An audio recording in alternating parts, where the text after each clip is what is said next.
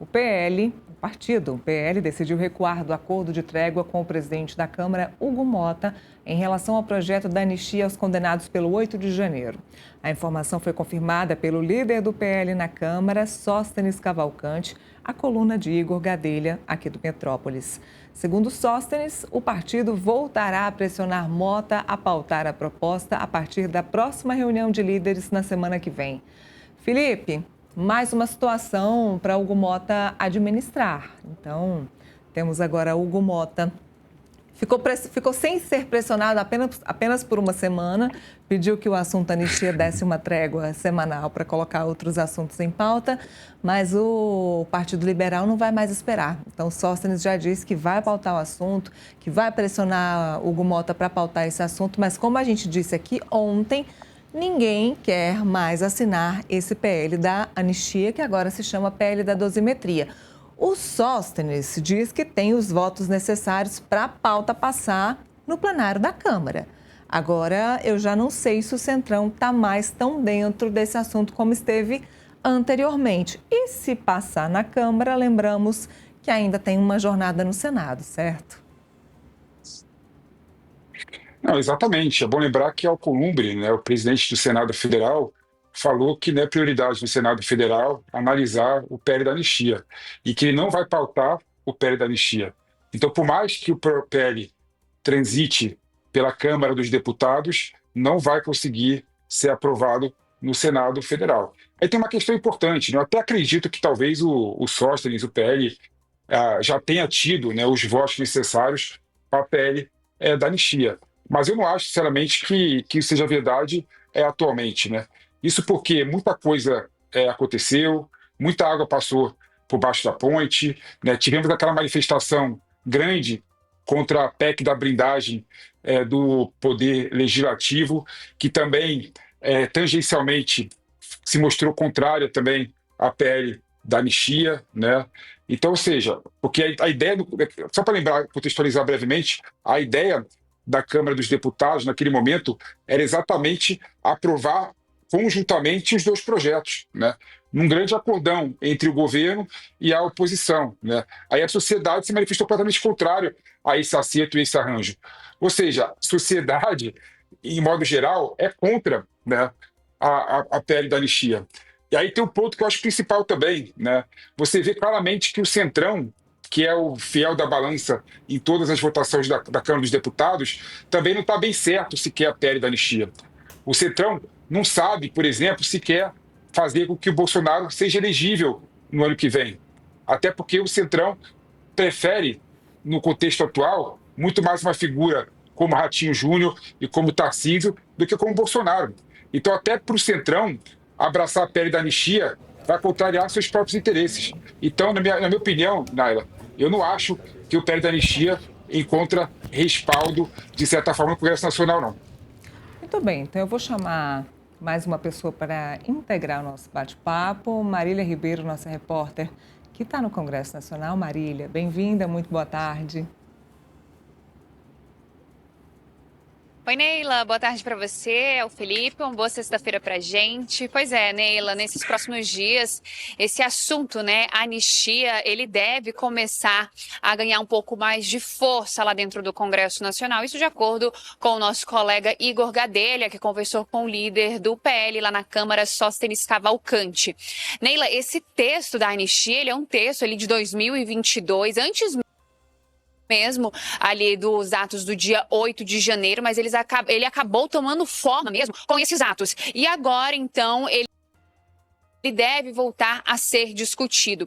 E ele também teve força, Neila, a gente lembra, lá naquela época do julgamento do ex-presidente Jair Bolsonaro e outros aliados na primeira turma do Supremo Tribunal Federal, quando até mesmo o governador de São Paulo, Tarcísio de Freitas, esteve em Brasília, conversou com lideranças partidárias e ali conseguiu construir um acordo junto com o presidente da Câmara dos Deputados, Hugo Mota, para poder votar a urgência, né, ter essa urgência desse projeto e dessa forma ele conseguir caminhar com mais celeridade.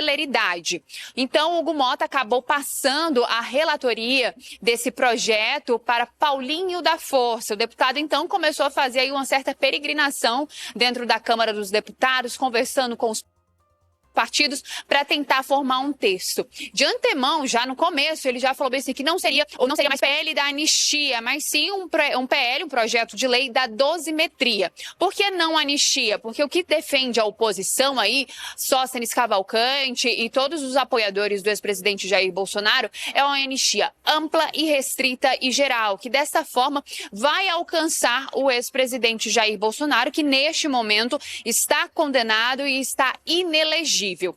Com esse texto, da forma com que a oposição quer, o ex-presidente voltaria a ficar elegível, então ele poderia concorrer às eleições em 2026 e também ficaria livre de cumprir essa pena de 27 anos e 3 meses por conta da tentativa de golpe de Estado em 2022. Mas as conversas que acontecem lá dentro do Congresso Nacional, Neila, que seja um PL da dosimetria, onde eles venham diminuir as penas dessas pessoas que foram condenadas pelos atos do dia 8 de janeiro, coisa que ali para a oposição não deve ser satisfatória. Então eles querem de fato essa anistia ampla e restrita e geral.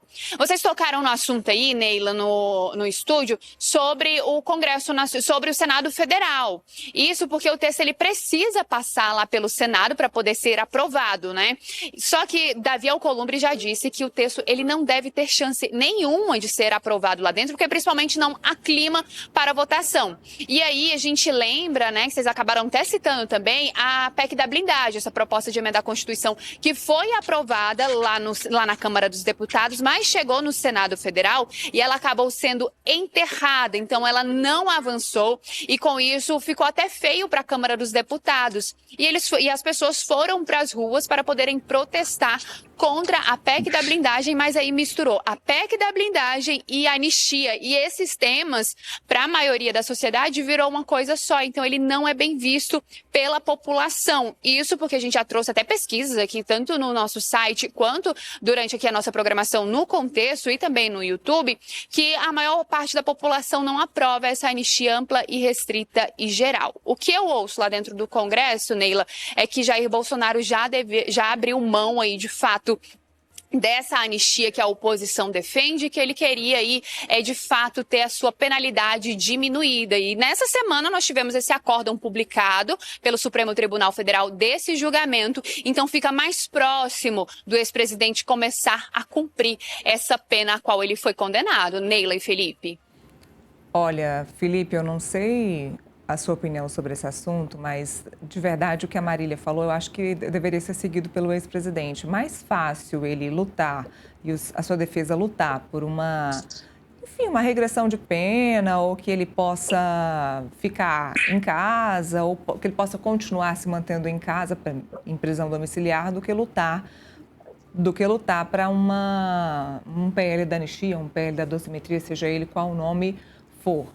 Só sabemos que, por enquanto, o acórdão foi divulgado, a defesa tem aí os seus 5 dias para apresentar os embargos, e aí a gente vai ver. Vamos ver para onde vai Jair Bolsonaro, como ele vai cumprir a sua pena, porque se depender de PL da anistia ou PL da dosimetria, eu acho que ele não vai encontrar nenhum caminho, viu?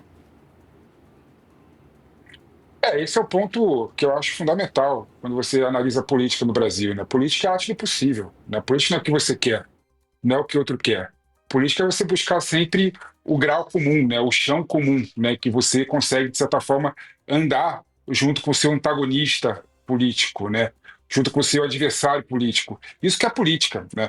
Então, você vê, por exemplo, que na Câmara de Deputados a anistia é quase impossível de acontecer, né? O Senado Federal falou que não ia pautar anistia, mesmo se passar na Câmara de Deputados, e você tem um projeto no meio do caminho que pensa e que muda, né, a dosimetria da pena, né? Ou seja, é muito mais lógico você buscar esse caminho, né, que aumenta progressivamente, né, um pouco do direito maior do Bolsonaro e de outras pessoas condenadas, do que você lutar, né, sem uma chance de vencer o PL da anistia.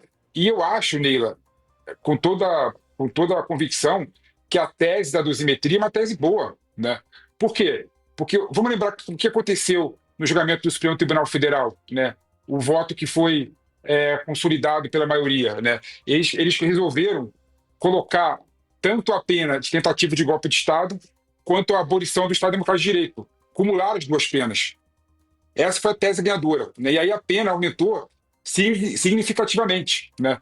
E há uma tese, uma corrente paralela que fala o seguinte: poxa, não dá para você acumular, porque para você abolir o Estado Democrático de Direito, você primeiro tem que dar o golpe de Estado, né? Então, é lógico isso. É uma tese muito boa, na minha opinião, que dá para ir para esse caminho. Não dá para condenar Bolsonaro nos dois crimes, de abolição do Estado Democrático de Direito e golpe de Estado. É um ou outro, né? Tentativa de golpe de Estado primeiro, né? Como eu estou frustrado, não teve abolição do Estado Democrático de Direito. Então é muito lógico que, com toda certeza, teria respaldo no Supremo Tribunal Federal também, né? Porque é o legislativo decidindo como é que se interpreta uma lei que ele colocou, né? Que ele aprovou, né? E se você colocar a lei da anistia, por exemplo, com toda certeza o Supremo Tribunal Federal vai se sentir violado, atingido e pode declarar a lei da anistia inconstitucional. Ou seja, é muito melhor e muito mais certo, né, o PL e o ex-presidente Jair Bolsonaro ir para o caminho da dosimetria e ano que vem pensa em anistia, 2027, 2028, quando tiver realmente a maioria de fato, e é possível ter maioria de fato do Congresso Nacional.